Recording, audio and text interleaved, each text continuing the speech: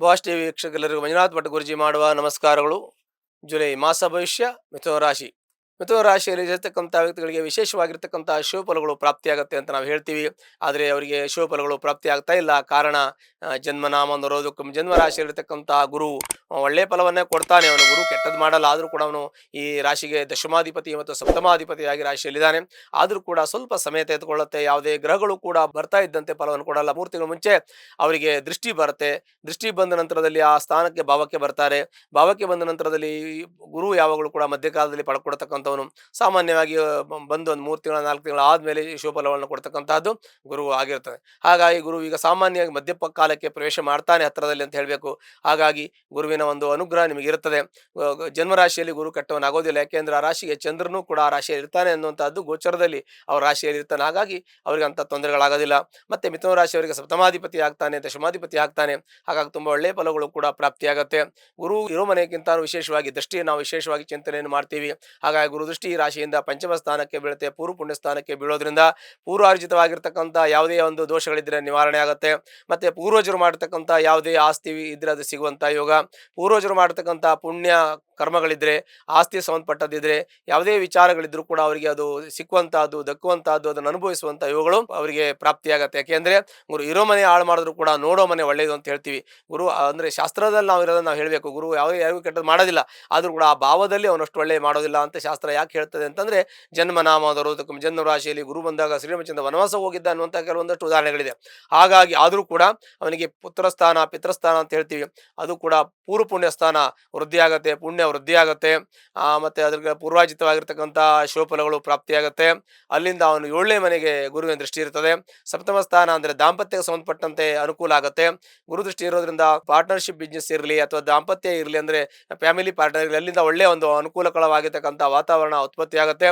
ಯಾವುದೇ ದಾಂಪತ್ಯದಲ್ಲಿ ಕಲಹ, ಮನಸ್ತಾಪ, ಅಸಮಾಧಾನ, ಅತೃಪ್ತಿ, ನೆಮ್ಮದಿ ಕಳೆದುಕೊಳ್ಳತಕ್ಕಂಥದ್ದು ಯಾವುದೇ ಶಾಂತಿ ಭಂಗ ಆಗುವಂತಹ ಯಾವುದೇ ದೋಷಗಳಿದ್ರೂ ಕೂಡ ಈ ಒಂದು ಸಮಯದಲ್ಲಿ ಅದೆಲ್ಲವೂ ಕೂಡ ಸರಿ ಹೊಂದಿ ಹಳೆದನ್ನೆಲ್ಲ ಮರೆತು ಮುಂದಿನ ಜೀವನದ ಬಗ್ಗೆ, ಭವಿಷ್ಯದ ಬಗ್ಗೆ ಚಿಂತನೆಯನ್ನು ಮಾಡಿ ಮಕ್ಕಳು ಮನೆ ಯೋಚನೆಯನ್ನು ಮಾಡಿಕೊಂಡು ದಾಂಪತ್ಯವನ್ನ ಸರಿ ಇಟ್ಕೊಂಡು ಹೋಗುವಂತ ಯೋಗವು ಕೂಡ ಈ ಒಂದು ಮಿಥುನ ರಾಶಿಯವರಿಗೆ ಯೋಗಗಳು ಪ್ರಾಪ್ತಿಯಾಗತ್ತೆ ಅಂತ ಹೇಳ್ಬೇಕು. ಆನಂತರದಲ್ಲಿ ಗುರುವಿಗೆ 9ನೇ ಮನೆಗೆ ದೃಷ್ಟಿ ಬರ್ತದೆ.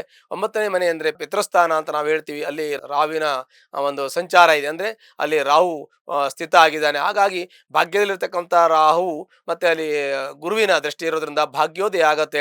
ಅಂದ್ರೆ 9ನೇ ಮನೆ ಅಂದ್ರೆ ಅದೃಷ್ಟ ಸ್ಥಾನ, ಆ ಭಾಗ್ಯಸ್ಥಾನ ಅಂತ ನಾವು ಹೇಳ್ತೀವಿ. ಆ ಭಾಗ್ಯಸ್ಥಾನದಲ್ಲಿ ನಾವು ಯಾವುದೇ ಶುಭಫಲಗಳನ್ನು ಅಲ್ಲಿಂದ ನಿರೀಕ್ಷೆ ಮಾಡಬೇಕು.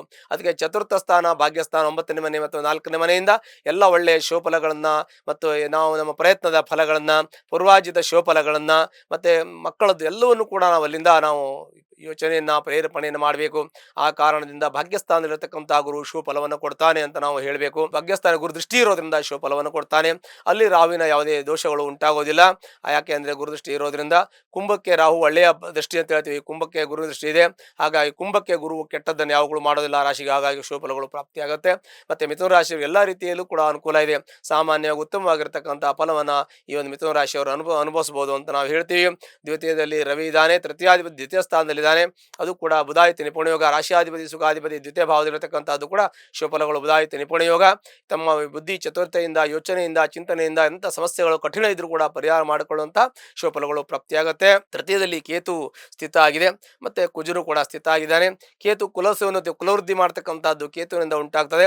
ನೀವು ಯಾರಿಗಾರೋ 100 ರೂಪಾಯಿ ಕೊಟ್ಟರೆ ಅವ್ರಿಗೆ ಲಕ್ಷಾಂತರ ರೂಪಾಯಿ ಸಂಪಾದನೆ ಮಾಡ್ತಾರೆ. ಅದ್ರ ಬೇರೆ ಕೊಟ್ಟರೆ ನಿಮ್ಗೆ ಅಷ್ಟು ಆಗುತ್ತೆ ಇಲ್ಲೋ ಗೊತ್ತಿಲ್ಲ. ಹಾಗೆ ಅನಿಸುತ್ತೆ. ಒಬ್ಬೊಬ್ಬರ ಅನುಭವ ಒಂದು ರೀತಿಯಾಗಿರುತ್ತೆ. ಅದು ತಪ್ಪು ಅಂತ ಹೇಳಿಕ್ಕಾಗಲ್ಲ. ಆ ಕಾರಣದಿಂದ 3ರಲ್ಲಿ ಕೇತು ಇರೋದ್ರಿಂದ ಸ್ವಲ್ಪ ಮಟ್ಟಿಗೆ ನಿಮಗೆ ಕೆಲಸದಲ್ಲಿ ಕಮ್ಯುನಿಕೇಶನ್ ಗ್ಯಾಪ್ ಮಾಡ್ತಾನೆ. ಅಂದ್ರೆ ಸಂಪರ್ಕದ ತೊಂದರೆಗಳನ್ನ, ಸಂಬಂಧದ ತೊಂದರೆಗಳನ್ನ ಸ್ವಲ್ಪ ಮಟ್ಟಿಗೆ ಅಡಚಣೆಯನ್ನ ಮಾಡ್ತಾನೆ. ಆದ್ರೂ ಕೂಡ ಅಂತ ದೊಡ್ಡ ಸಮಸ್ಯೆಗಳು ಆಗದೇ ಇರುತ್ತೆ. ಸಣ್ಣ ಪುಟ್ಟ ಡಿಸ್ಟರ್ಬ್ ಇರ್ತದೆ. ಆದ್ರೂ ಕೂಡ ಜೀವನದಲ್ಲಿ ಸುಖ, ಶಾಂತಿ, ಸಮೃದ್ಧಿ ಎಲ್ಲೋ ದೊರಕುತ್ತೆ. ಯಾವುದೇ ರೀತಿ ಚಿಂತೆಗಳು ಒಳಗಾಗೋದು ಬೇಡ. ನಾವು ಮಾಡ್ತಕ್ಕಂಥ ಕೆಲಸವನ್ನ ಇಷ್ಟೆಯಿಂದ ಶ್ರದ್ಧೆಯಿಂದ ಮಾಡಿದ್ರೆ ದೈವಾನುಗ್ರಹ ಪ್ರಾಪ್ತಿ ಆಗುತ್ತೆ ಅನ್ನೋದ್ರಲ್ಲಿ ಯಾವುದೇ ರೀತಿ ಸಂದೇಹ ಇಲ್ಲ. ಜನ್ಮದಲ್ಲಿ ಗುರು ಇರೋದ್ರಿಂದ ತುಂಬಾ ಒಳ್ಳೆಯದು. ಜನ್ಮ ಲಗ್ನದಲ್ಲಾದರೆ ಗುರುಗೆ ದಿಗ್ಬಲ ಅಂತಾನೆ ಹೇಳ್ತೀವಿ. ಗೋಚರದಲ್ಲಿ ಆ ರೀತಿಯ ಶುಭಫಲಗಳನ್ನು ಅಷ್ಟು ಹೇಳಲಿಲ್ಲ. ಆ ಕಾರಣದಿಂದ ಸಾಮಾನ್ಯವಾಗಿ ಮುಕ್ಕಾಲು ಭಾಗ ಇವರಿಗೆ ಶುಭಫಲಗಳು ಈ ಒಂದು ಮಿಥುನ ರಾಶಿಯವರಿಗೆ ಪ್ರಾಪ್ತಿಯಾಗುತ್ತೆ ಹೇಳುವಂಥದ್ದು ಬಹಳ ಸಂತೋಷದ ವಿಚಾರ.